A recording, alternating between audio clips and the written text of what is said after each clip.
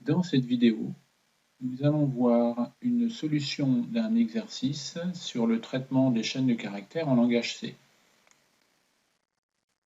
Voici l'énoncé d'exercice. Écrire une fonction, taille chaîne, qui reçoit en paramètre une chaîne de caractères et qui en retourne la taille. Il faut écrire un programme qui fait appel à cette fonction et durant l'exercice, on n'utilisera pas les fonctions de la bibliothèque string.h. Donc on va commencer par utiliser le stdio.h.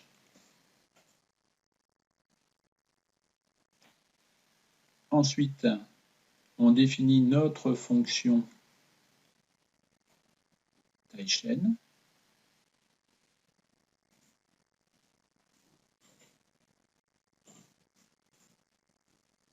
On peut voir ici que on définit bien une chaîne qui est un pointeur sur caractère.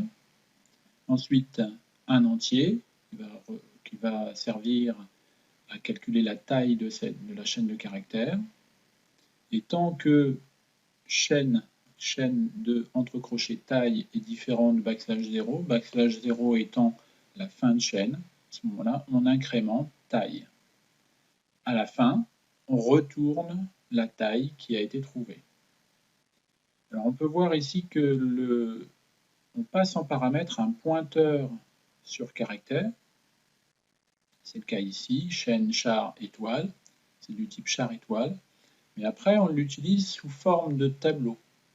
En fait, un pointeur sur caractère est traité par le langage C comme étant aussi un tableau sur chaîne de caractères. Il le gère exactement de la même manière. Donc si on dit les choses différemment, un tableau de caractères n'est rien d'autre qu'un pointeur sur caractère. Voilà, maintenant on a notre fonction. On va pouvoir l'appeler dans un programme principal. Donc on crée notre fonction main. Dans la fonction main, on crée un pointeur sur caractère, une chaîne de caractères, un tableau de caractères dans lequel on va pouvoir stocker des caractères. Là, ici, on réserve 250 caractères. On définit un entier longueur pour récupérer la longueur de la chaîne de caractères. Ensuite, on demande à l'utilisateur d'entrer une chaîne de caractères. On fait un scanf, donc on saisit la chaîne de caractères. La chaîne de caractères est saisie. Maintenant, on va recopier sur le pointeur. On fait pointer le pointeur ptstr sur la chaîne de caractères. On lance ensuite, on fait l'appel à la fonction taille chaîne. On lui passe en paramètre le pointeur sur la chaîne de caractères. Et ça va nous retourner la longueur de la chaîne. Ensuite, il ne reste plus qu'à l'afficher. La chaîne, qui est pointée par ptstr, fait le nombre de caractères. Une fois qu'on a fait ça, on va pouvoir l'enregistrer. Donc moi, je choisis de l'enregistrer sous langage C. Et je vais l'appeler exo chaîne 1.c. J'enregistre. Je vais pouvoir regarder ici, c'est bien créé. Donc je vais maintenant compiler mon programme en C. Voilà, la compilation s'est bien passée. Je peux maintenant exécuter mon programme exécutable. Entrer une chaîne de caractères. Bonjour.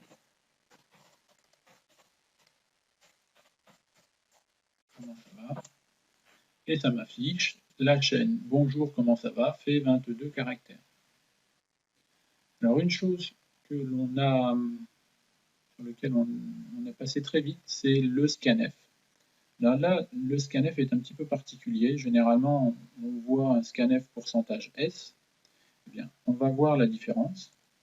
faire en live. On va changer ce scanf par le scanf dont on a l'habitude.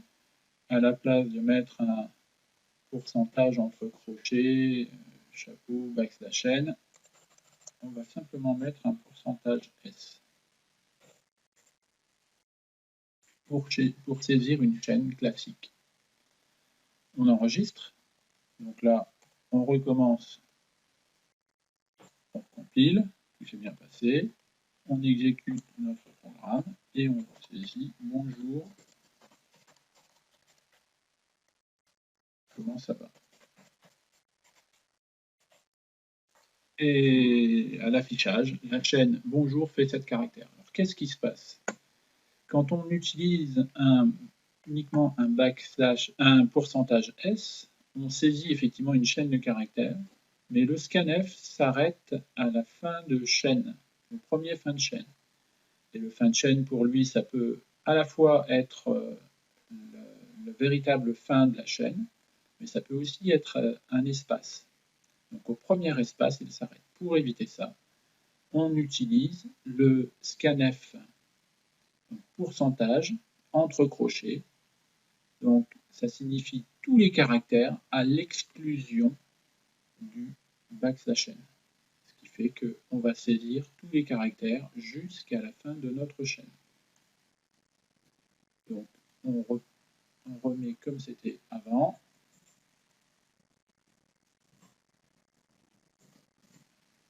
Et voilà, on a un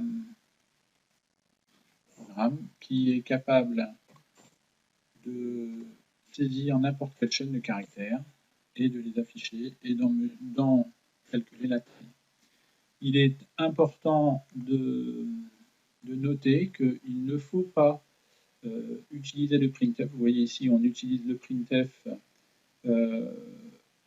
à l'intérieur de la fonction main. Il ne faut pas l'utiliser dans une fonction. Pourquoi? Parce que cette fonction, on peut très bien ne pas l'utiliser sans souhaiter afficher quelque chose à l'écran. Ce qui fait que si on a mis un printf dedans, on est embêté, on aura un affichage non désiré.